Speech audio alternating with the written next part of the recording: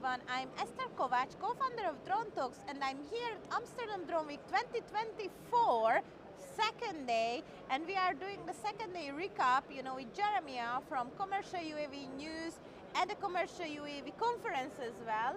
So I'm very excited, and before I introduce him, I would like to highlight the latest announcement which you signed with Amsterdam Drone Week. The Commercial UAV Europe is at Amsterdam Drone Week next year. So maybe, Jeremiah, please introduce yourself and also, share a few thoughts about those collaboration you just signed.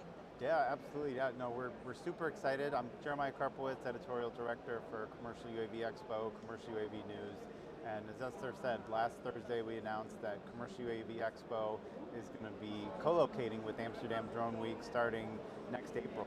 And it's exciting for us on multiple levels. We originally launched Commercial UAV Expo in 2017. It started in Brussels, it came to Amsterdam for a couple of years, and we had big plans for a co-location with Amsterdam Drone Week that was going to start in 2020. And then things in 2020 took a bit of a turn for multiple. COVID, you mean? It changed everything. Changed life. It did. It got us to refocus on our event that takes place every September in Las Vegas, and the event there has been really successful for the past couple years, and it's growing. But some of the feedback that we've gotten from our audience, from exhibitors, is about the opportunity on the commercial side, on the small SUAS side, in terms of using drones for construction purposes, for infrastructure inspection, for public safety. A bunch of given tasks, do something in faster, cheaper, and safer ways. That's the bread and butter of Commercial UAV Expo and Commercial UAV News, and being able to bring that to this event in a bigger, better, newer way is something we're really excited about. Yeah, so Jeremiah, I am super excited about this because you are two of my favorite conferences, signed a collaboration. We love the Las Vegas show. We will be there, by the way, so our viewers gonna enjoy the interviews there as well. But back to this Amsterdam Drone Week, I am just thinking, what are our new takeaways? We are coming to this show so long, we are listening to this discussion so long. So what is the new thing under the sun, or is there anything new under the sun? What do you think?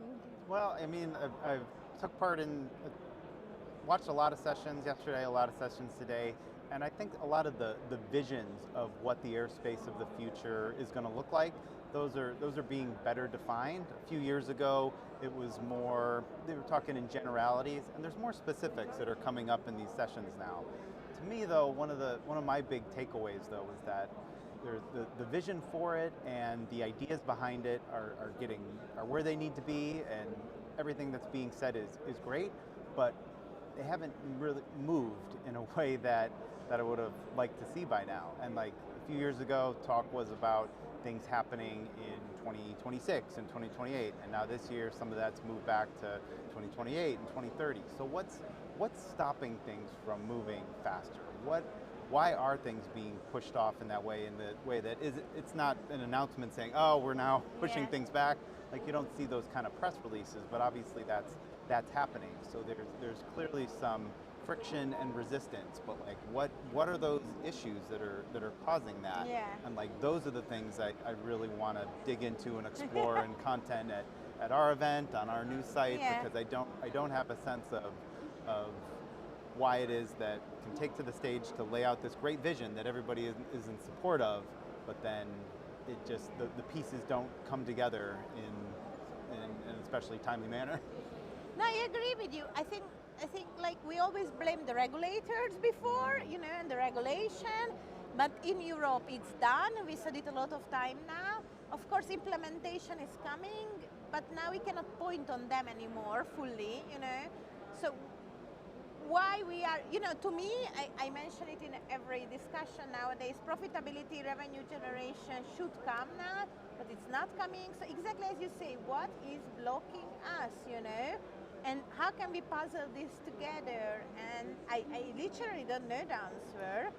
At the moment, I don't have the key answer. So I would love to hear what others think, what are the reasons. But at the moment we are blocked. I feel this blocking thing.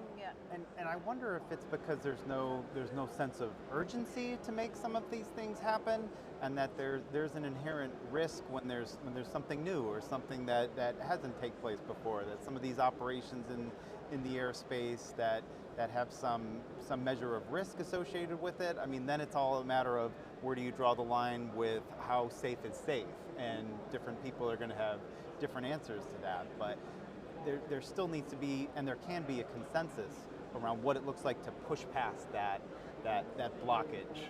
Yeah.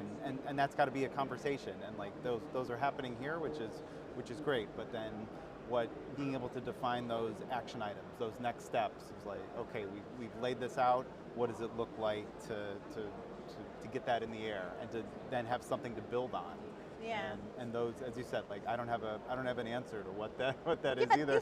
this urgency somehow is really, there is no someone who pushes this. The client is not pushing this to happen.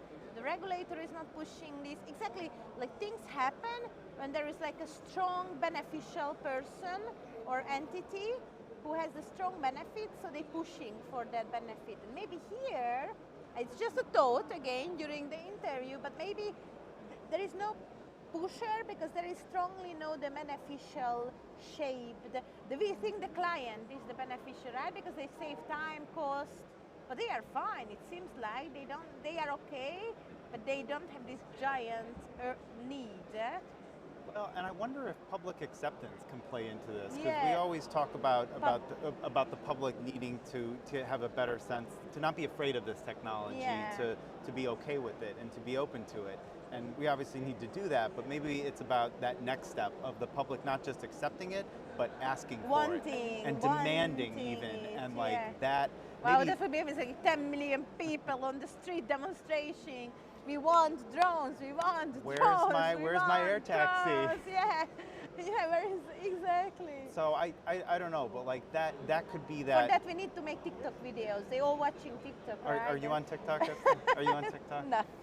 Well, all right. We've got first things first. We got to get you on TikTok. Yeah, and after, like, yeah. But yeah, I think where that push comes from, like whether it's the public, whether it's stakeholders, however we want to define them, but like what is gonna be that piece that pushes past the blockage? Yeah. And I think that's gonna require some of those conversations that are offline, that are part of interviews that we might do, that are part of panels we can Yeah. organize.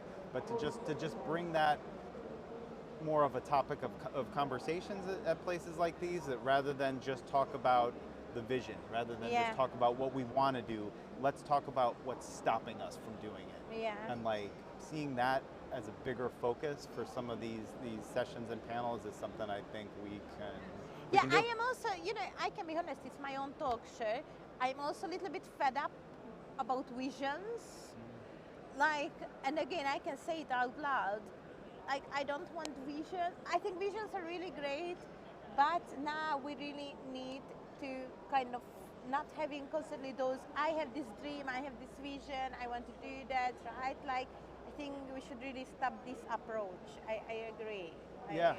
Well, and it's about like whenever somebody lays out that vision, if they can talk about next steps or what's my action item. And there was actually a good example of that in one of the sessions, Is it? where somebody mentioned that their next step was about electrification ports that they wanted to install in regional airports, and to have a starting place for that and then expand from there.